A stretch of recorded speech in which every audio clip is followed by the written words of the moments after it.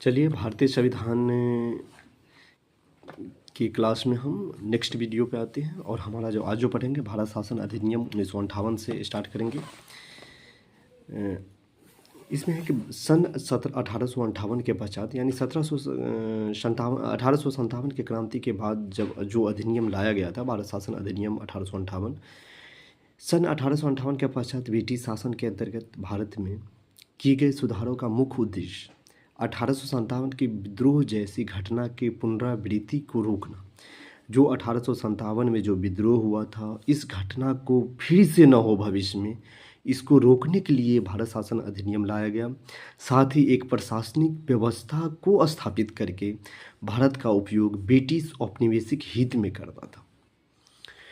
इस अधिनियम के कुछ जो विशेषता है, इस अधिनियम को आप लोग अच्छे से पढ़िएगा, यहाँ से क्वेश्चन रिपीट होते हैं, आते हैं।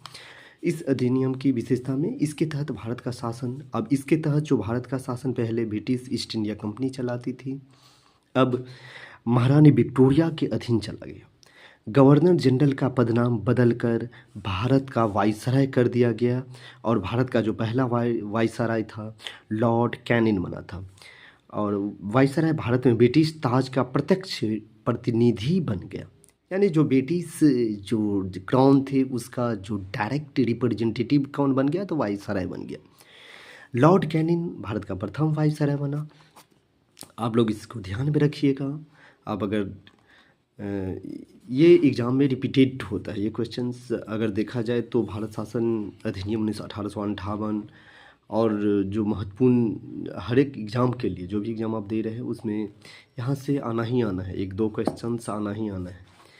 इस अधिनियम ने नियंत्रक बोर्ड यानी इसके द्वारा एक क्या कंट्रोल करने के लिए एक बोर्ड ऑफ कंट्रोल और एक कोर्ट ऑफ डायरेक्टर को समाप्त कर जो बनाया गया था पहले 1774 के एक्ट के 73 के एक्ट के थ्रू, जो 74 के एक्ट के थ्रू चार्टर एक्ट जो आया था, जो बोर्ड ऑफ कंट्रोल और बोर्ड ऑफ डायरेक्टर को समाप्त करके वहाँ पर द्वैध शासन प्रणाली का अंत का और द्वैध शासन प्रणाली को भी अंत कर दिया गया।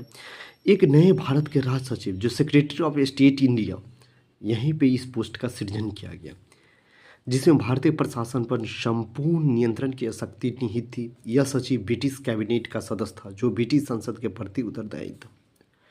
ये जो भारत का सचिव था ना, ये ब्रिटिश कैबिनेट का सदस्य था और जो ब्रिटिश संसद के प्रति उत्तरदायी था। उत्तरदायी था।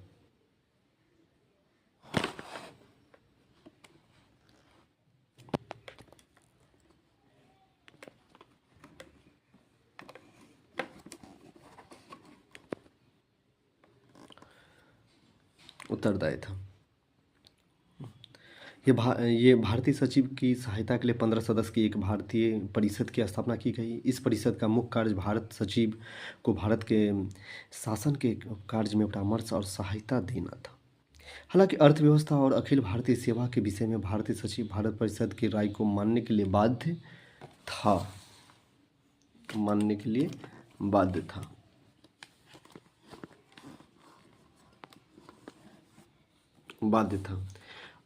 अन्य सभी विषयों पर उसकी राय को मानने से इनकार कर सकता था। इसे अपनी कार्यों की वार्षिक रिपोर्ट ब्रिटिश संसद के समक्ष अनिवार्यता प्रस्तुत करनी पड़ती थी। हालांकि 1 नवंबर 1858 को ब्रिटिश महारानी की घोषणा को भारतीय शिक्षित वर्गों ने अपने अधिकार का मैग्ना कार्टा कहा था। चलिए, ये तो हमारे 1858 के जो शासन अधिनियम था, इससे कुछ जो इम्पोर्टेंट जो पॉइंट था उसको हम लोग डिस्कशन किए हैं। आप लोग इसको ध्यान में रखिएगा और अगर आपके पास ये बुक है तो इस बुक से आप रिपीटेशन कीजिए और जो प्रीवियस ईयर क्वेश्चंस हैं उसको आप बनाइए। चलिए अगला है जो भारत परिषद अधिनियम 1861 का भारत परिषद अधिनियम भारत के संवैधानिक विकास के इतिहास में 2 कारणों से विशेष महत्व रखता है। इसमें पहला है जो इसके इस अधिनियम के द्वारा गवर्नर जनरल की परिषद में भारतीय प्रतिनिधि को शामिल कर, इसमें हुआ क्या कि इसमें भारतीय प्रतिनिधि को भी शामिल कर उन्हें विधायी कार्यों में सहयोग करने का अधिकार प्रदान किया गया तथा गवर्नर जनरल की विधायी शक्तियों का डिसेंट्रलाइज कर दिया गया।